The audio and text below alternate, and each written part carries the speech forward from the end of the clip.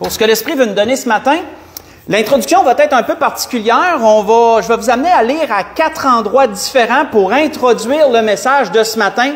Et ensuite, vous allez voir que l'Esprit va nous montrer pourquoi qu'on lit ces 4 endroits premièrement. Premier endroit qu'on va lire ensemble, c'est dans 1 Corinthiens 1.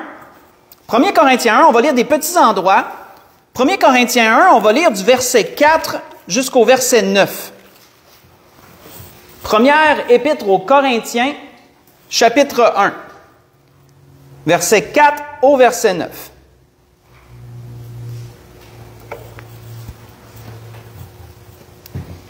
Donc, on voit que l'apôtre Paul dit à l'Église de Corinthe, il dit, « Je rends grâce à mon Dieu de continuelles actions de grâce. Je rends mon Dieu de continuelles actions de grâce à votre sujet pour la grâce de Dieu qui vous a été accordée en Jésus-Christ. Car en lui, vous avez été comblés de toutes les richesses qui concernent la parole et la connaissance. Le témoignage de Christ ayant été solidement établi parmi vous, de sorte qu'il ne vous manque aucun don, dans l'attente où vous êtes de la manifestation de notre Seigneur Jésus-Christ. Il vous affermira jusqu'à la fin pour que vous soyez irréprochables au jour de notre Seigneur, Jésus-Christ. Dieu est fidèle, lui qui vous a appelé à la communion de son Fils, Jésus-Christ, notre Seigneur. » Je vous invite ensuite à tourner, on va aller dans Philippiens chapitre 1. Dans Philippiens chapitre 1,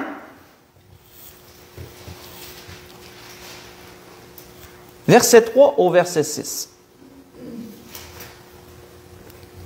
Et vous allez voir par la suite pourquoi il est important que nous introduisions par ces 4 endroits où je vous amène lire. L'Esprit veut faire un tout avec cela. Épître aux Philippiens, chapitre 1, verset 3 au verset 6. L'apôtre Paul dit à l'Église de Philippe, « Je rends grâce à mon Dieu de tout le souvenir que je garde de vous, ne cessant dans toutes mes prières pour vous tous de manifester ma joie au sujet de la part que vous prenez à l'Évangile depuis le premier jour jusqu'à maintenant. Je suis persuadé que celui qui a commencé en vous cette bonne œuvre la rendra parfaite pour le jour de Christ. » Je vous invite par la suite à aller dans Colossiens, chapitre 1, pas tellement plus loin. Colossiens, chapitre 1. On va lire du verset 3 au verset 8.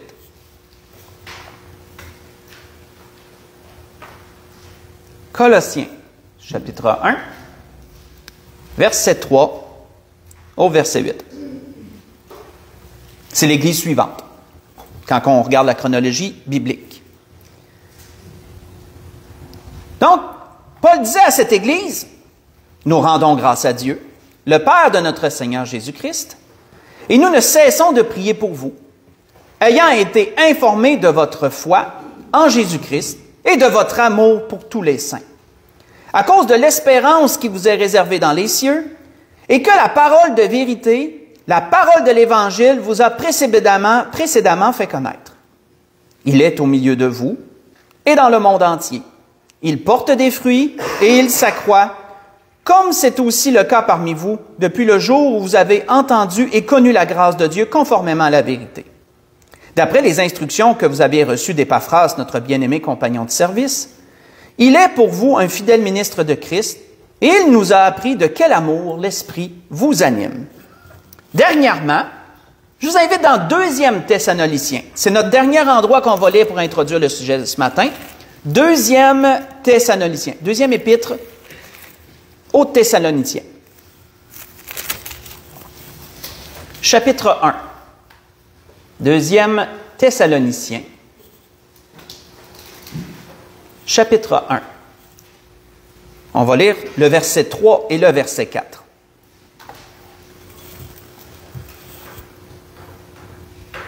L'apôtre Paul disait à cette Église, « Nous devons, frères, rendre continuellement grâce à Dieu à votre sujet.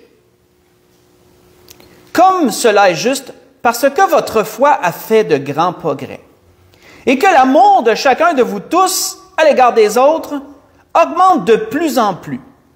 Aussi nous glorifions-nous de vous dans les églises de Dieu, à cause de votre persévérance et de votre foi, au milieu de toutes vos persécutions et des afflictions que vous avez supportées.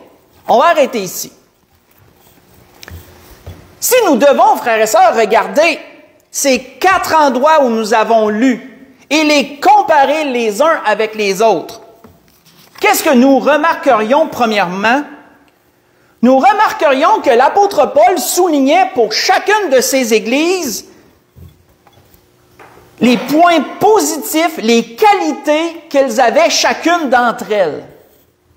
Aux Corinthiens, il soulignait les nombreux dons spirituels qu'ils avaient, que l'Église avait. Il soulignait comment leur foi avait persévéré malgré des embûches et des difficultés. Aux Philippiens, il soulignait l'amour qu'ils avaient et l'apport qu'ils prenaient à l'Évangile. Aux Colossiens, l'apôtre Paul soulignait leur foi, il soulignait l'amour qu'ils avaient les uns pour les autres aussi. Et aux Thessaloniciens, il leur soulignait également leur amour, il leur soulignait leur foi, mais aussi la persévérance qu'ils avaient à travers toutes choses. Mais saviez-vous que si que nous devions également comparer ces 4 églises dont l'apôtre Paul a écrit ces belles choses, on remarquerait qu'ils avaient tous également un point en commun. Ils avaient tous des choses que l'apôtre Paul leur reprochait également. À première vue, quand on vient de lire toutes ces belles choses, on pourrait dire, ben voyons donc, la façon qu'il leur parle, il n'y a aucun reproche. Non. Ces 4 églises, elles avaient tous des points que l'apôtre Paul leur reprochait. L'apôtre Paul reprochait aux Corinthiens leur désordre et leur division. Hein, vous pouvez, si vous parcourez la première épître aux Corinthiens, vous allez la voir assez rapidement dans les prochains chapitres. Après le chapitre 1, vous allez la voir assez rapidement. Aux Philippiens, il y avait des problèmes d'unité. Et il le souligne également dans cette épître. Aux Colossiens, ben, il y avait de la fausse doctrine qui avait commencé à rentrer, puis l'apôtre Paul devait la combattre.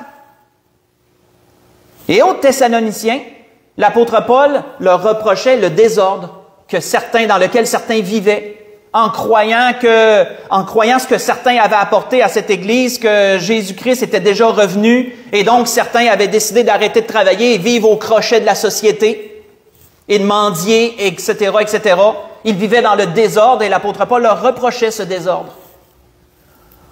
Mais qu'est-ce que l'apôtre Paul avait fait, frères et sœurs, en décidant de regarder aux qualités, au lieu de regarder ce qu'il leur reprochait?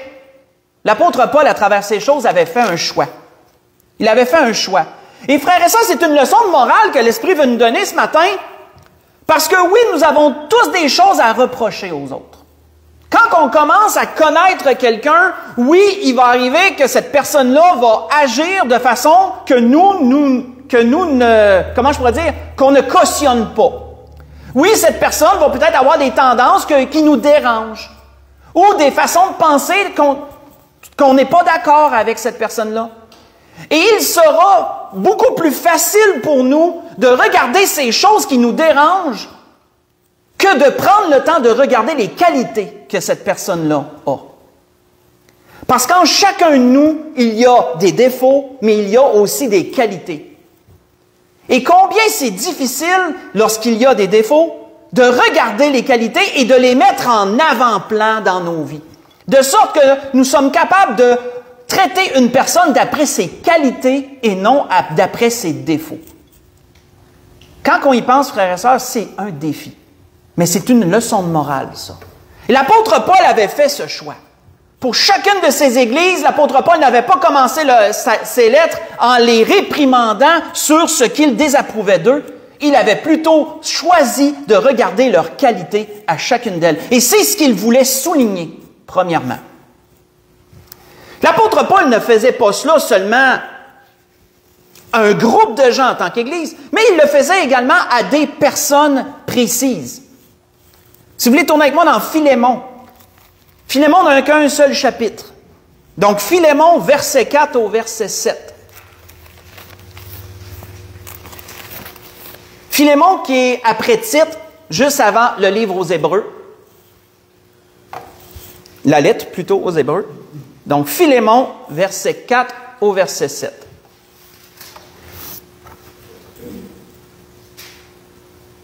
L'apôtre Paul avait cette façon sage d'agir, non seulement envers les églises, mais également envers des individus précis.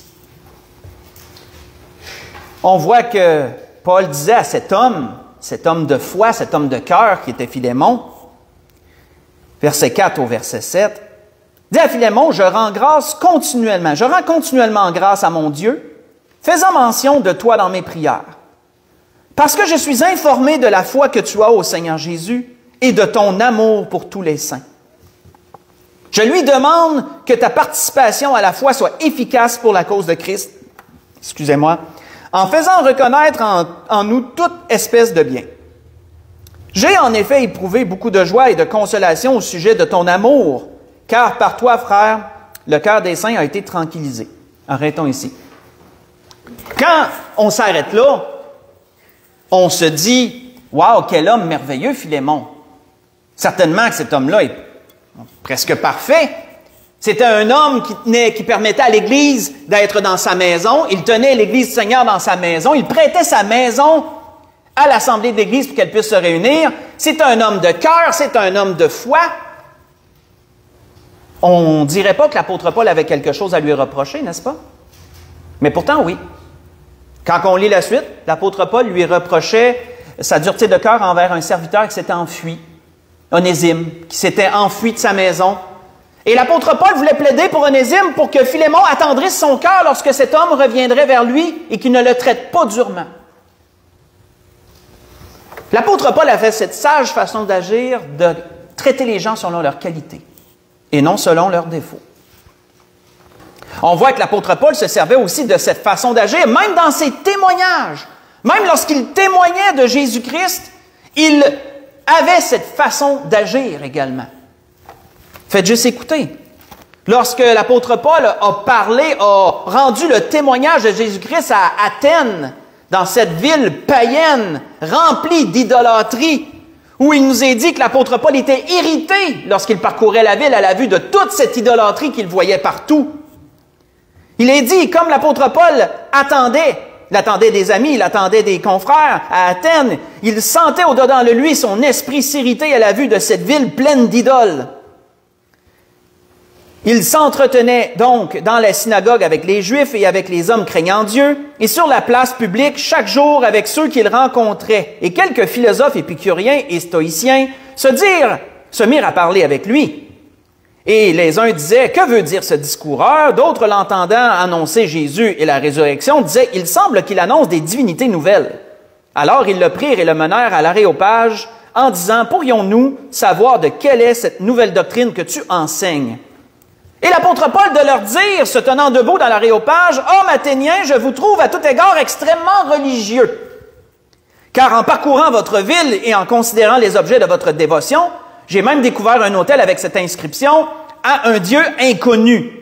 Ce que vous révérez sans le connaître, c'est ce que je vous annonce. » J'arrête ici. J'ai lu dans Actes chapitre 17, j'ai lu le verset 16 au verset 19, et ensuite, j'ai lu le verset 23. Voyons-nous que même dans son témoignage, l'apôtre Paul a fait le choix de quoi? Il aurait pu commencer son témoignage en leur disant « Vous êtes que des idolâtres, une ville égarée, remplie d'idolâtrie. » Mais l'apôtre Paul a fait plutôt le choix d'amener les qualités, parce que si ces gens avaient tant d'idoles, c'est parce que c'était des gens religieux. C'était des gens qui voulaient croire en quelque chose, et malheureusement, ils avaient reçu de leur père de mauvaises croyances qu'ils avaient retransmises à leurs enfants, etc., mais ça n'empêchait pas qu'ils étaient religieux, qui veut dire qu'ils désiraient suivre un ensemble de doctrines quelconques. Et l'apôtre Paul a souligné cette qualité. Je vous trouve à tout égard extrêmement religieux, que c'est bien dit. Mais qu'est-ce que l'apôtre Paul a dit aussi? Un peu comme notre sœur tantôt qui rendait son témoignage en disant qu'elle a pris un homme qui avait parlé, qui était éduqué, qui avait plusieurs langues. Elle lui a dit, je veux t'en enseigner une nouvelle. Mais l'apôtre Paul a fait un peu le même genre de choses, en disant, vous avez même une divinité qui n'a pas de nom, mais il dit, c'est celle-là, moi je vais vous parler de celle-là. Qu'est-ce que ça fait, frères et sœurs, lorsqu'on décide de traiter les gens d'après leur qualité? Ça l'amène de l'ouverture. Ça l'amène de l'ouverture. Ça l'amène le dialogue. Ça l'ouvre des portes. Ça tasse des barrières. Ça peut nous aider à communiquer avec des gens. Mais si nous traitons les gens d'après leurs défauts, d'après vous, qu'est-ce qui se passe? C'est tout l'inverse qu'on cause. On amène la fermeture, on amène la froideur, on amène des murs, on met des murs entre nous et les gens. De sorte que nous ne pouvons pas espérer par la suite avoir des dialogues avec les gens et de l'ouverture si nous les traitons d'après leurs défauts et non d'après leurs qualités. Même Jésus, de son temps, avait vécu cela avec les pharisiens. Et qu'est-ce que ça l'avait causé, ça? Qu'est-ce que ça l'avait causé? Parce que les pharisiens, comment agissaient-ils? Ils agissaient exactement contraire à ce que l'apôtre Paul enseigne et contraire à ce que Jésus-Christ lui-même enseignait et faisait. Voyons comment ils agissaient. Dans Marc chapitre 3, allons voir cela. Comment les pharisiens agissaient? Qu'est-ce que ça causait ce qu'ils faisaient? Dans l'Évangile selon Marc chapitre 3, nous allons voir un bon exemple.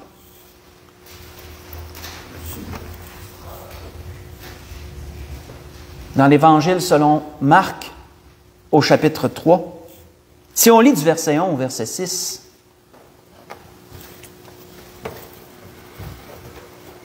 on voit qu'il nous est dit que Jésus entra de nouveau dans la synagogue.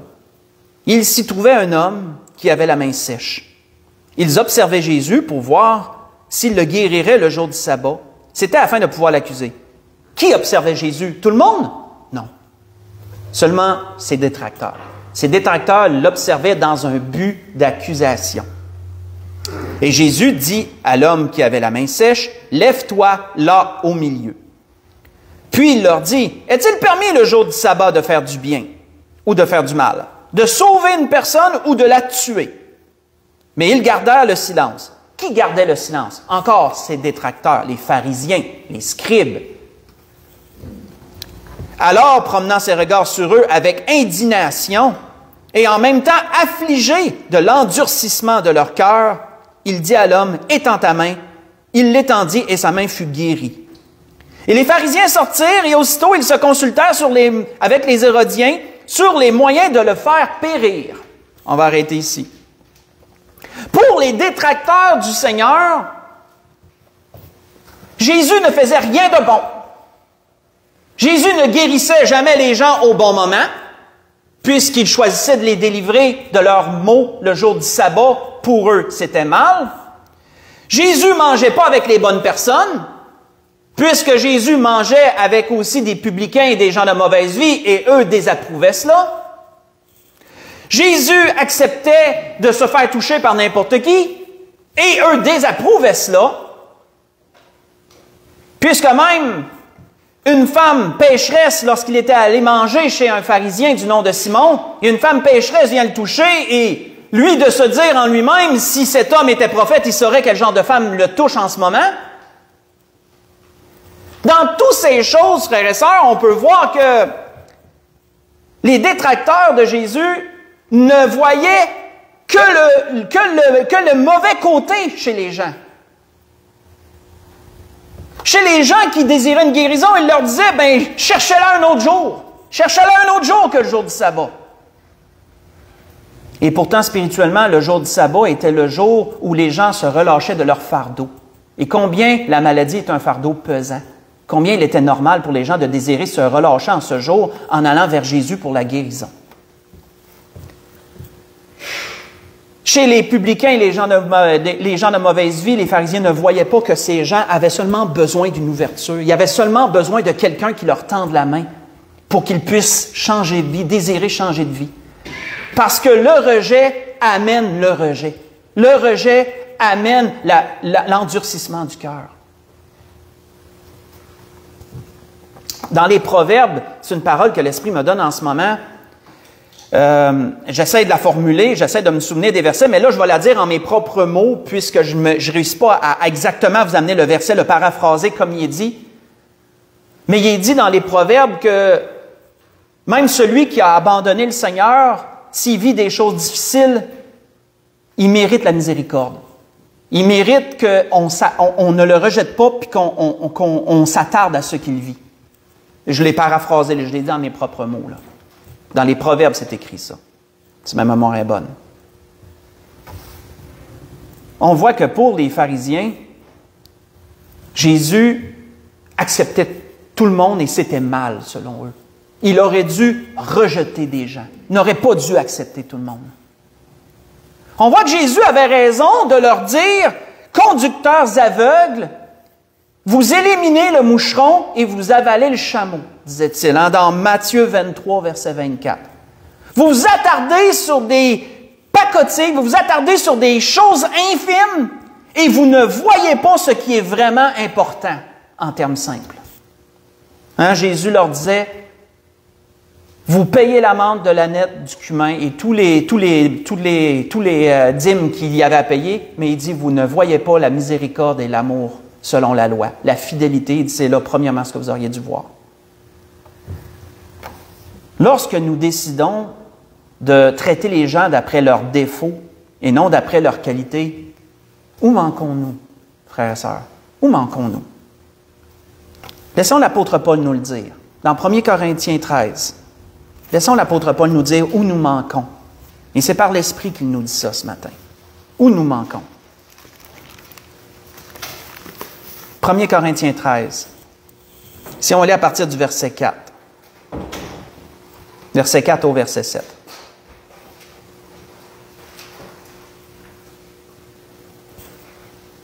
L'apôtre Paul disait à cette Église, l'amour. L'amour est patient. L'amour est plein de bonté. Il n'est point envieux. L'amour ne se vante point. Il ne s'enfle point d'orgueil. Il ne fait rien de malhonnête. Il ne cherche point son intérêt. Il ne s'irrite point. Il ne soupçonne point le mal. Il ne se réjouit point de l'injustice, mais il se réjouit de la vérité. Il excuse tout. Il croit tout. Il espère tout. Il supporte tout. En sorte, frères et sœurs, que trop souvent, c'est un manque d'amour qui va nous faire traiter les gens ou regarder les gens d'après leurs défauts et non d'après leurs qualités. C'est un manque d'amour qui cause cela. Et ça, c'est un mal. C'est un mal et ça met à mal aussi les relations, ce genre de façon d'agir. Et on voit que pour le cas des pharisiens, est-ce que ça les a payés? Agir comme ça, en bout de ligne, ne pas être capable de se réjouir pour tout le bien que Jésus faisait pour le peuple, est-ce que ça l'a payé pour les pharisiens, ça, en bout de ligne? Est-ce que ça l'a amené le peuple à se tourner vers eux ou ça l'a amené le peuple à se détourner d'eux? Faites juste écouter, ça nous l'a dit très clairement. Ça nous l'a dit très clairement ce que ça l'a causé.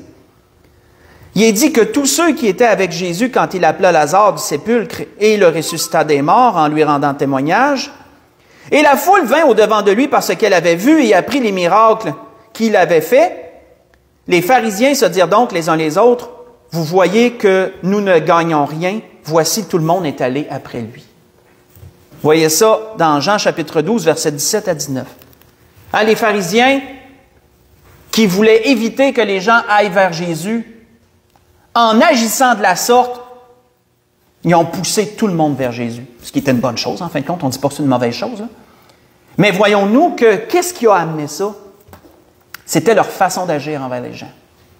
S'ils avaient été capables de se réjouir avec les gens de ce que Jésus faisait, s'ils avaient été capables de regarder les gens du peuple, non de haut, mais à leur niveau, de regarder les qualités, non leurs défauts, ça leur a été des conducteurs du peuple. Ça leur a été des gens qui auraient été aimés du peuple. Mais c'était tout le contraire. Jésus a été ce vent de rafraîchissement qui leur amenait tout ce qui leur manquait de ces conducteurs aveugles. Dans nos relations, frères et sœurs, il est donc important que ce manque d'amour ne fasse pas obstacle. Au contraire, qu'il y ait une mentalité qui change. Parce que des défauts, on va toujours en trouver chez tout le monde. C'est un fait, on est tous humains, on est tous pécheurs. Là, c'est réglé. On ne peut pas faire mieux. Il y en a qui en ont plus que d'autres, certes. Il y en a qui sont plus durs à aimer que d'autres, oui, on va dire. Mais en toutes ces choses, il y a toujours une qualité à aller chercher quelque part. Il y a toujours un bon côté chez quelqu'un quelque part. Et si on est capable de la traiter d'après cela et de faire abstraction du reste, bien, on peut amener de l'ouverture. On peut amener de l'ouverture et on peut avoir un dialogue avec les gens. Avant de conclure, parce que c'était ça que l'Esprit voulait nous amener ce matin, mais avant de conclure, il y a un point très important dans lequel nous devons appliquer cela. Parce que ça commence quelque part. Ça commence quelque part. Ça commence où? Dans Colossiens 3, on va aller là avant de conclure. Ça commence où, cette mentalité qu'on doit adopter dans nos vies? Dans Colossiens 3, il nous l'a dit.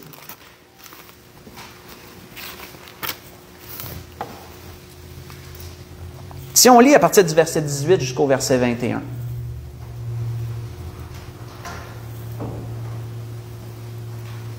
Dans Colossiens 3, verset 18 au verset 21.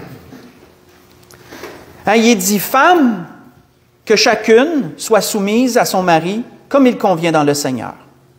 Mari, que chacun aime sa femme et ne s'aigrisse pas contre elle. Enfants, obéissez en toutes choses à vos parents, car cela est agréable au Seigneur. Pères, n'irritez pas vos enfants, de peur qu'ils ne se découragent. » On va arrêter ici. Cette mentalité, elle commence où? Elle commence dans la cellule familiale. Parce que oui, en tant qu'époux ou épouse, notre tendre moitié, elle aura des défauts. Elle a des défauts. Nous avons des défauts aussi. Mais si nous sommes capables de traiter notre tendre moitié, notre épouse ou notre époux, par ses qualités et non par ses défauts, nous verrons un amour beaucoup plus grand se cultiver dans le foyer. Et ici, on se souvient ce que l'apôtre Paul a dit à propos de l'amour, patient, supporte tout, etc. On va être à même de déjouer les pièges du diable qui veut amener la division et non l'unité dans tout. Mais on voit également que ça s'applique également les enfants envers les parents. Parce que oui, on peut regarder l'autre bord sur le voisin et on peut se dire, il me semble que ça serait des bien meilleurs parents que les miens. Quand on est plus jeune, on a fait ça. Plus tard, on réalise qu'on avait quand même des bons parents en général, d'habitude. Mais oui, si en tant qu'enfant, on traite nos parents d'après leurs qualités et non d'après leurs défauts, ça va aider beaucoup les relations familiales. Parce que oui, malheureusement, il y a certaines périodes où les enfants ne voient que les défauts de leurs parents et il me semble qu'ils ont les pires parents du monde puis que s'ils pouvaient être ailleurs, n'importe où, sauf à la maison, ça serait mieux. Et ça, il faut réaliser que c'est un manque d'amour. C'est un manque d'amour. Enfants, regardez vos parents d'après leurs qualités et non d'après leurs défauts. Mais également, les parents, c'est la même chose. Oui, vous pouvez penser que vos enfants, parfois, sont difficiles à vivre. Mais sachez regarder leurs qualités. Parce que nos enfants ont des belles qualités. Et on a des bons enfants.